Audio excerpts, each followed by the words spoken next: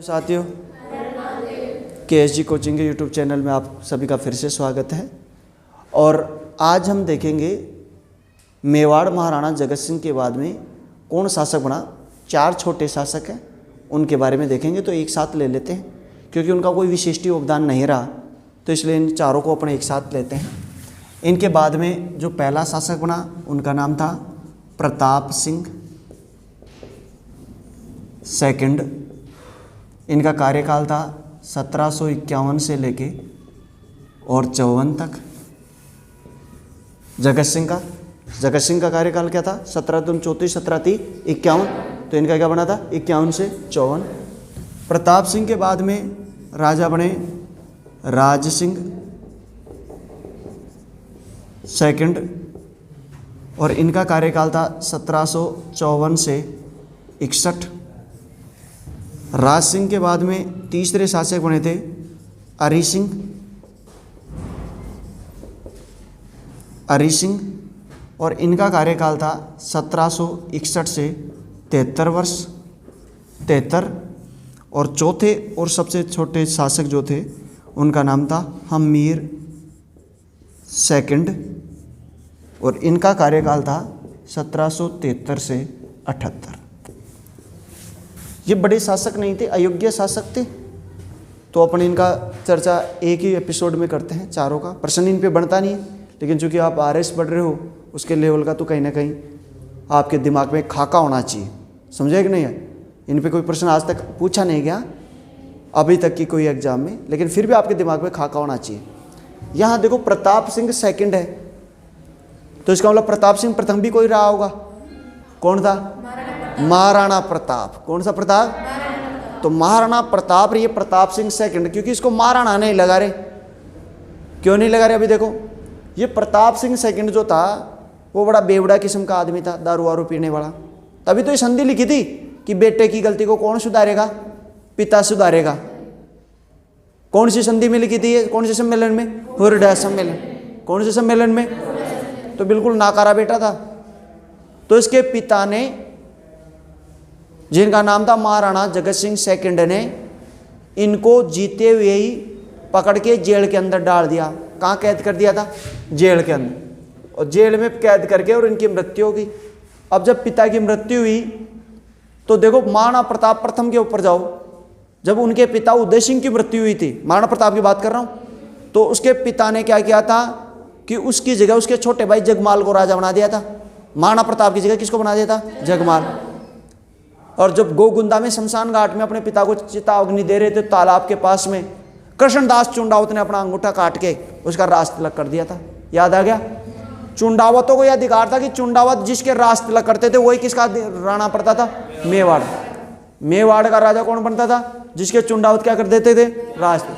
बात समझ आ गई? तो यहां ये दूसरी बार हुआ। इतिहास अपने आप को दोहराता है। देखो, पहला प्रताप, जिसके पिता ने उसे राजा नहीं बनाया, छोटे भाई को राजा बनाया, लेकिन कृष्णदास चुंडावत ने अपना अंगूठा काट के उसका राज तिलक कर दिया और उसको राजा बना दिया। और ये दूसरा प्रताप, जिसके पिता ने उसे राजा नहीं बनाया, जेल में क्या कर दिया? बंद कर दिया। और इसको भी जैत्र सिंह चुंडावत, एक चुंडावतों का वंशज था जिसका नाम था जैत्र सिंह चुंडावत। जैत्र सिंह चुंडावत ने बाहर निकाला और इसको क्या बनाया? शासक बनाया। क्या बनाया? शासक बनाया। तो ये इतिहास 2 बार हो गया। महाराणा प्रताप का राज्याभिषेक तो किसने किया था? कृष्णदास चुंडावत ने। और प्रताप सिंह सेकंड का राज्याभिषेक किसने किया था? जैत्र सिंह चुंडावत ने। ये याद रखना। चुंडावतों को यह अधिकार था, अपन ने पहले एपिसोड में देख लिया था। चुंडावतों को यह अधिकार किसने दिया था? राजमाता हंसाबाई ने दिया था। ठीक, ये चीज इसके बारे में याद रखना। और इसके बारे में कोई प्रश्न नहीं बनता। ये बिल्कुल निकम्मा नाकारा आदमी था, और 3 साल बाद में ही इतना पी चुका था दारू कि किडनी इसकी फेल हो गई और इसकी मृत्यु हो गई। तो इसके बारे में कुछ भी नहीं प्रश्न बनता। समझ आएगा? इसको क्यों छोड़ देते? दूसरा देखो, जब इसकी मृत्यु हुई तो इसके बेटे को बनाया गया जिसका नाम था राज सिंह। क्या नाम था? राज सिंह सेकंड। जब इसको राजा बनाया तब ये केवल 3 साल का था। इसका बेटा था प्रताप सिंह का, तो कितने साल का था? 3 साल। तो 3 साल का राजा था। तो इसलिए अब देखो, अब राज्य तो ये थोड़ी चलाएगा, तो इसकी जगह जैत्र सिंह चुंडावत को मुसाहिबा बनाया। क्या बनाया? मुसाहिब। तो मेवाड़ का मुसाहिबा या दीवान जिसे अपन कहते हैं, मुसाहिबा। मुसाहिबा अलग पद होता है और दीवान अलग होता है, लेकिन फिर भी मैं बता देता हूं क्या अंतर है इनमें। दीवान तो होता है जो पैसे टिके का ध्यान रखता है, प्रधानमंत्री जो पूरी मंत्रियों को कंट्रोल करता है, मंत्रियों का मंत्री प्रधानमंत्री। और एक होता है मुसाहिबा। मुसाहिबा यानी राणा कुछ भी नहीं बोलेंगे, राणा चुपचाप रहेंगे। राणा का मुंह कौन है? जैत्र सिंह चुंडावत।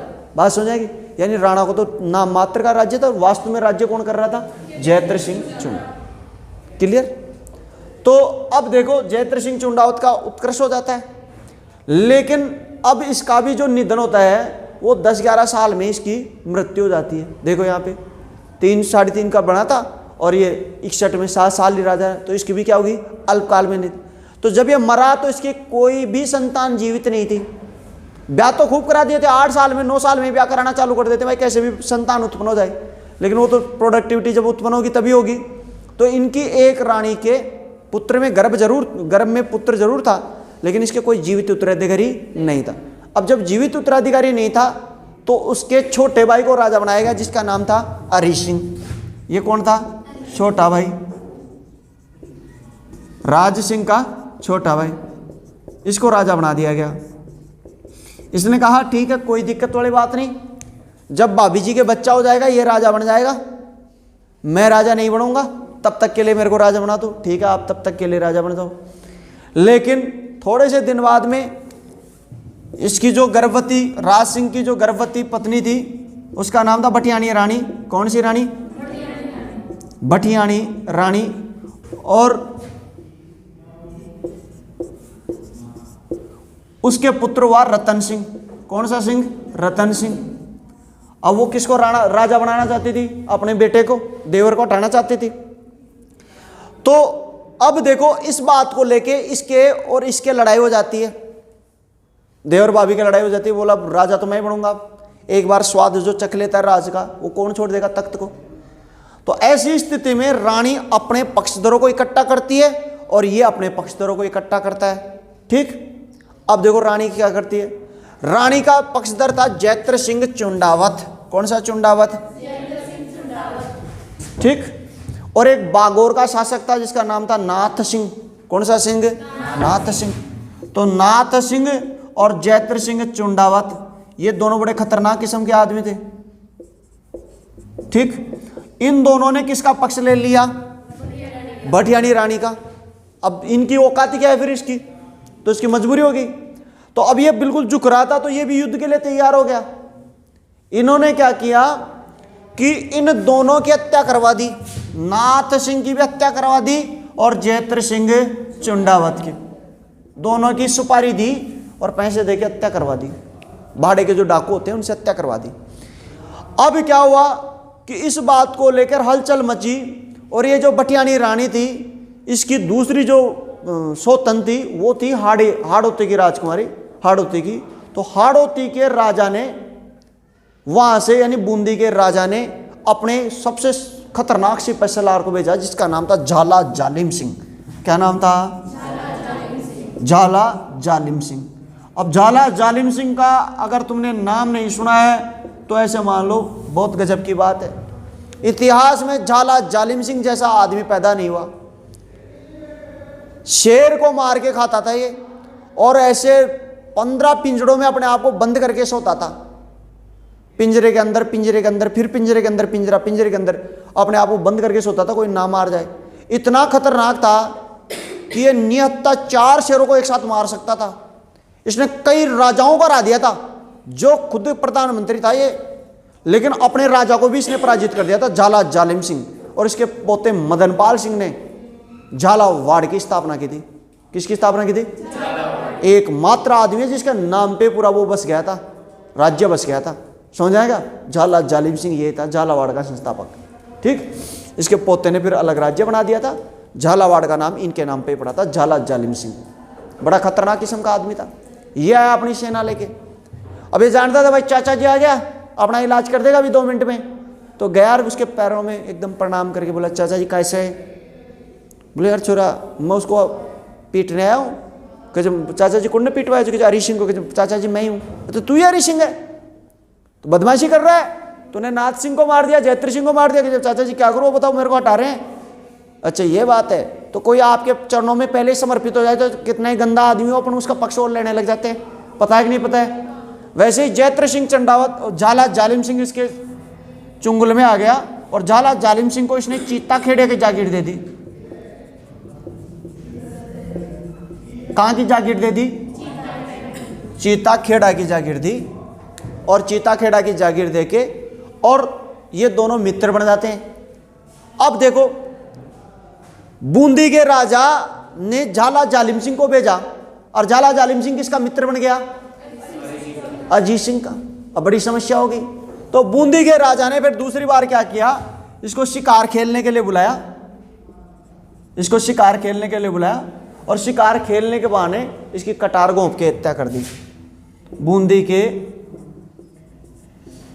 राव अजीत सिंह ने, बूंदी के राजा क्या नाम था? अजीत सिंह। शिकार खेलने के बहाने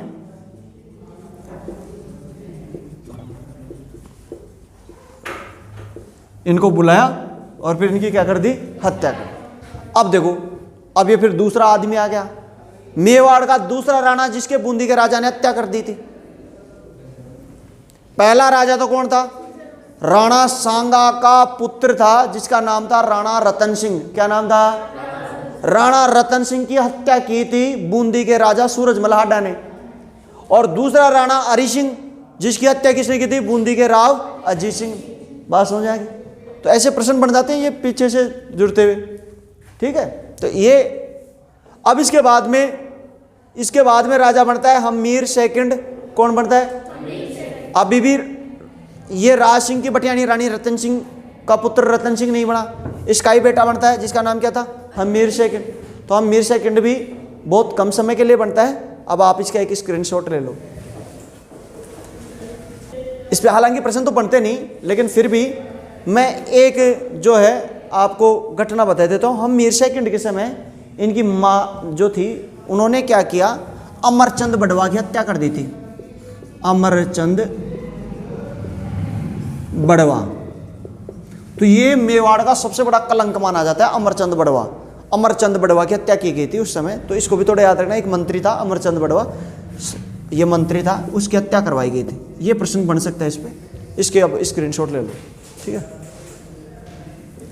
ये राज सिंह की जो रानी थी वो हाड़ी रानी थी। हाड़ी या इसे झाली लिखना, झाली रानी। वो झाली, ये अब इसका मामा ही तो लगता था, तो इसने मामा ने फिर इसकी हत्या की थी। अब ले लो इसका।